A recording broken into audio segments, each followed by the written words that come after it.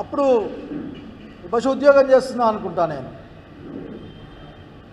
ఇక్కడ పంటకి నష్టం వచ్చింది. పంటకి నష్టం వస్తే ఏదో వైరస్ వచ్చింది. అప్పుడు గుర్తు మర్చిపోయారు, చాలా కాలమైంది. అప్పుడు అయ్యా బాబు గారు మీ నాయకత్వంలో మోనోక్రోటోపాస్ ఇచ్చారు మా జిల్లాలో. ఆ మోనోక్రోటోపాస్ వల్ల ఆ రోజున ఆత్మహత్యలు విపరీతంగా పెరిగిపోయినాయి. నేను అప్పుడు డాక్టర్గా పనిచేస్తూ ఉన్నా ఇక్కడ. మీరు గుర్తుపెట్టుకుంటే ఈ రోజుకి ఈ రాష్ట్రంలో మీ పరిపాలనలో దాదాపు 300 మంది రైతులు ఆత్మహత్య చేసుకున్నారు. మీ దగ్గర నుంచి మాట లేదు. ఆత్మహత్య చేసుకున్నారన్నా కానీ వెంటనే ఒకరేదో మీరు మాట్లాడతారు. ఎందుకంటా ఉన్నారు? ఏం జరిగింది, ఎట్లా జరుగుతుంది, ఎట్లా ఆపాలా, ఏం చేయాలా? మీకు ఇంకో మాట గుర్తు చేస్తారా? మీరు ఎన్ని కళ్ళకన్నా సరే, మీరు ఎంతమందికి 99 పైసలకో రూపాయికో ఎకరాలు విశాఖపట్నంలోనూ విజయవాడలో ఇచ్చినా సరే, ఈ రాష్ట్రం వ్యవసాయక రాష్ట్రం. ఇక్కడ రైతే ప్రధానమైన వాడు. రైతు ద్వారానే ఈ రాష్ట్రంలో మిగులుధనం వస్తుంది. మిగులుధనం వస్తేనే అభివృద్ధి ఉంటుంది.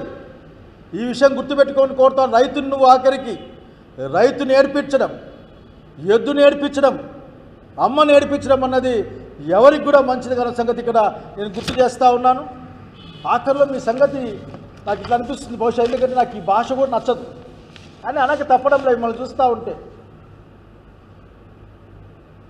అదేదో వెనక్కి ఫ్రాన్స్లో ఒక ఆయన నీరో ఆయన ఒక పెద్ద రాజు ఉండేవాడట, నీరో చక్రవర్తి అని. ప్యారిస్ అంతా తగలబడిపోతుంటే ఆయన పియానోను ఫిడేలు వాయించుకుంటూ కళ్ళు మూసుకొని తన్మయత్వంలో మునిగిపోయి ఎంజాయ్ చేస్తూ ఉన్నాడట.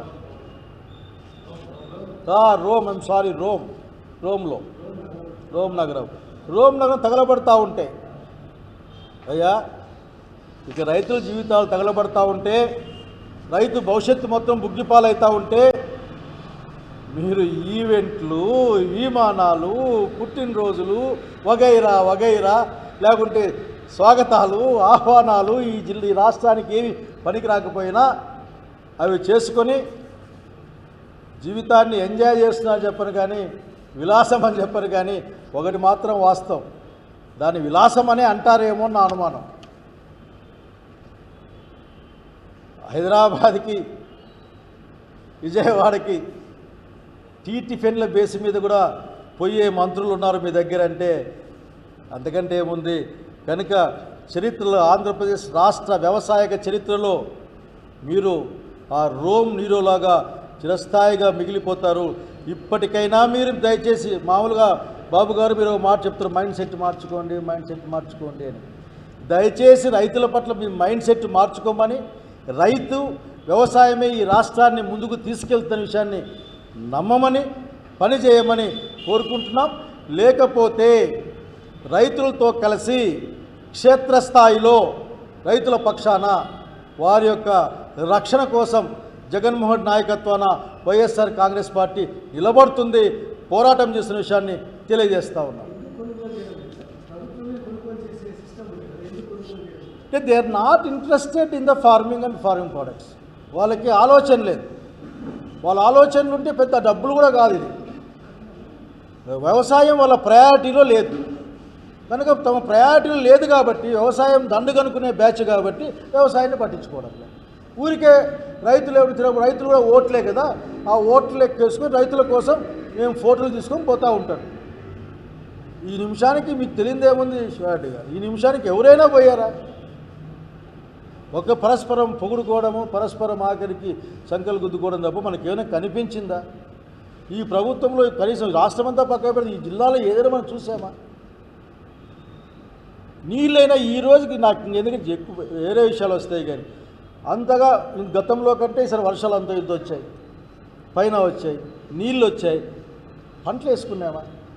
లేదా నీళ్లు నడిపించి పంటలు వేసుకోవచ్చు అన్న ఆలోచన లేని ఈ నాయకులు, అధికార పార్టీ నాయకుల్ని, ప్రభుత్వాల్ని చూస్తూ ఉన్నాం.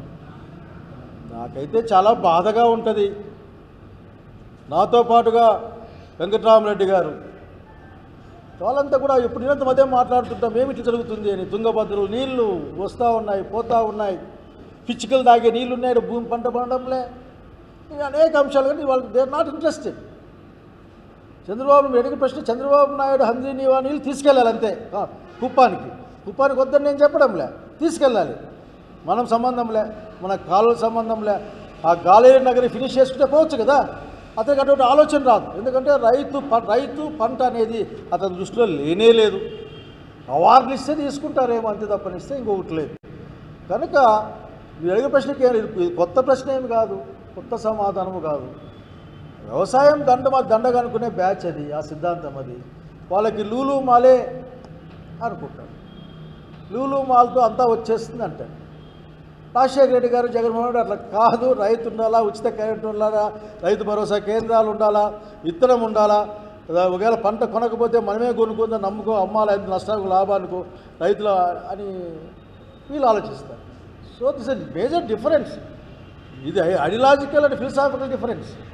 ఇప్పుడు కావాలంటే మనం చెప్పాడు పెద్ద చంద్రబాబు నాయుడు గారు చెప్తూ, పెద్ద పరిశ్రమ తేబోతున్నాను ఈ జిల్లాకు అని.